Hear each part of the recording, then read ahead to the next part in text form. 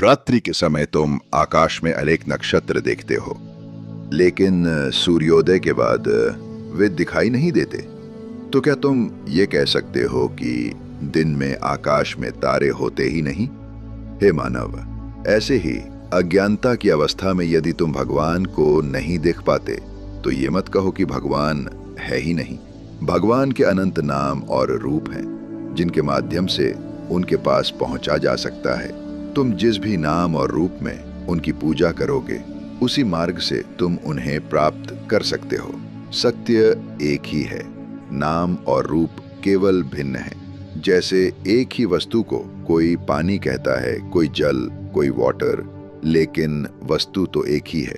वैसे ही कोई उसे अल्लाह कहता है, कोई भगवान, कोई ब्रह्म, कोई राम, ईसा, दुर्गा या हरि नाम लेकर पुकारता है, लेकिन वो सत्य एक ही है। कोई निश्चित रूप से नहीं कह सकता कि भगवान केवल ऐसे ही हैं और किसी और रूप में नहीं।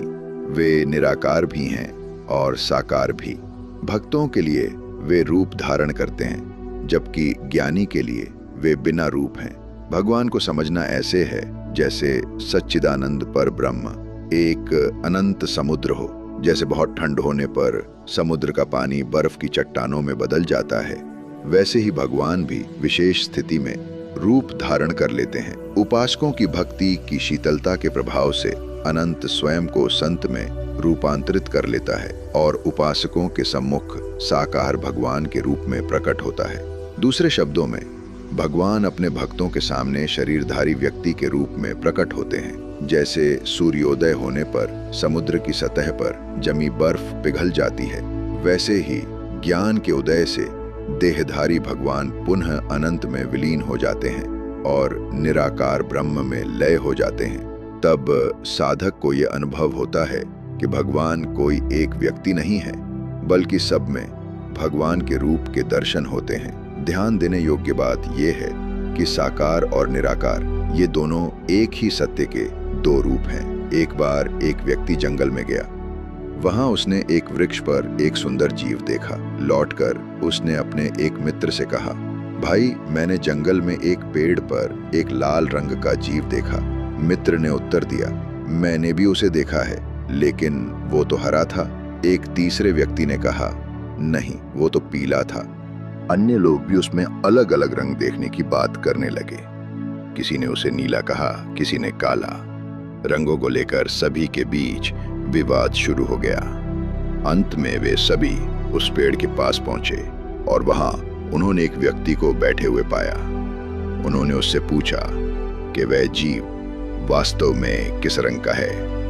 उस व्यक्ति ने मुस्कुराकर कहा, मैं इस पेड़ के नीचे ही रहता हूं और उस जीव को भली भांति जानता हूं। तुम सभी जो कुछ कह रहे हो वह सब सत्य है।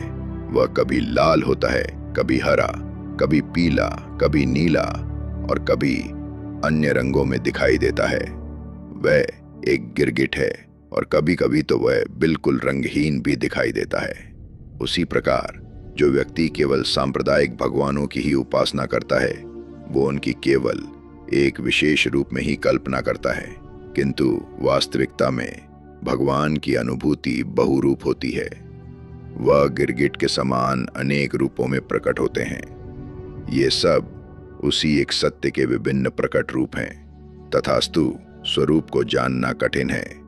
भगवान के अपने गुण हैं, फिर भी वे निर्गुण हैं।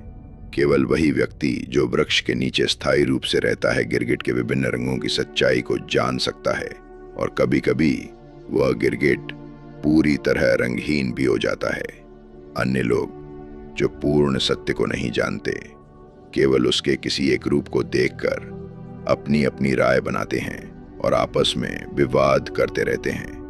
भगवान निराकार भी हैं और साकार भी, लेकिन वे केवल इन दो अवस्थाओं तक सीमित नहीं हैं। वे इन दोनों से भी परे हैं। केवल वही जानता है कि भगवान क्या है जो उन्हें प्रेम करता है। अपने भक्तों के लिए भगवान स्वयं को अनेक प्रकार से, अनेक सिद्धांतों और रूपों में प्रकट करते हैं। वे न तो केवल साकार में बंधे हैं, न ही केवल निराकार में। वे इन सब से परे पूर्ण हैं। भगवान के साकार और निराकार रूप का सुंदर अनुभव एक संत को जगन्नाथ मंदिर में हुआ। वह संत मूर्ति के सामने खड़ा हो गया और मन में सोचने लगा, क्या भगवान साकार हैं या निराकार। ये जांचने के लिए उसने अपनी लाठी को बाएं से दाएं घुमाया। लाठी किसी भी वस्तु से नहीं टकराई। संत ने सोचा, यहां कोई मूर्ति नहीं है, भगवान निराकार हैं। फिर उसने उसी लाठी को दाएं से बाएं घुमाया। लाठी किसी भी वस्तु से नहीं टकराई। संत ने सोचा, यहां कोई मूर्ति नहीं है, भगवान निराकार हैं। फिर उसने उसी लाठी को दाएं से बाएं घुमाया। इस बार लाठी मूर्ति से टकरा गई। संत समझ गया कि भगवान साकार भी हैं। इस अनुभव से उसने जाना कि भगवान साकार भी हैं और निराकार भी। वे दोनों रूपों में हैं। अग्नि का कोई निश्चित आकार नहीं होता, परंतु जब वे अंगारों में जलती है तो उसमें अनेक आकार दिखाई देने लगते हैं। उसी प्रकार निराकार भगवान भी भिन्न भिन्न स्थूल रूपों में प्रकट हो सकते हैं। उनका मूल स्वरूप निराकार है, परंतु भक्तों की भावना और प्रेम के कारण वे साकार रूप में प्रकट हो जाते हैं। सूर्य पृथ्वी से असंख्य गुना बड़ा है, लेकिन दूरी के कारण हमें वह केवल थाली जितना दिखाई देता है। उसी प्रकार भगवान अनंत, असीम और अपरिमेय हैं, लेकिन हमारी सीमित दृष्टि और आत्मिक दूरी के कारण हम उनकी वास्तविक महिमा और पूर्ण स्वरूप का अनुभव नहीं कर पाते। निर्गुण और सगुण, ब्रह्म और शक्ति, इनमें कोई भेद नहीं है। ये दोनों एक ही सत्य के दो रूप हैं। जब भगवान निष्क्रिय अवस्था में रहते हैं, अर्थात जब वे सृष्टि, पालन और संहार के कार्य में प्रवृत्त नहीं होते, तब हम उन्हें ब्रह्म कहते हैं। और जब वही भगवान सृष्टि, स्थिति, विनाश के कार्य में लगते हैं, तब वे शक्ति या काली के रूप में प्रकट होते हैं। जैसे एक ही सब्जी को कोई तला हुआ पसंद करता है, कोई सूखा, कोई रसेदार, तो कोई मसालेदार, उसी प्रकार एक ही परमेश्वर को विभिन्न साधक अपनी अपनी रुचि, समझ और भाव के अनुसार अलग अलग रूपों और सिद्धांतों में देखते हैं। कोई भगवान को करुणा से परिपूर्ण स्वामी मानता है, कोई वात्सल्यपूर्ण पिता या माता, कोई उन्हें प्रिय सखा मानता है, और कोई धर्मनिष्ठ पति या आज्ञाकारी पुत्र के रूप में।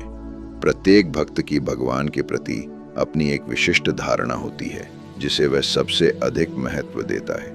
भगवान विशाल चीनी के पर्वत के समान हैं।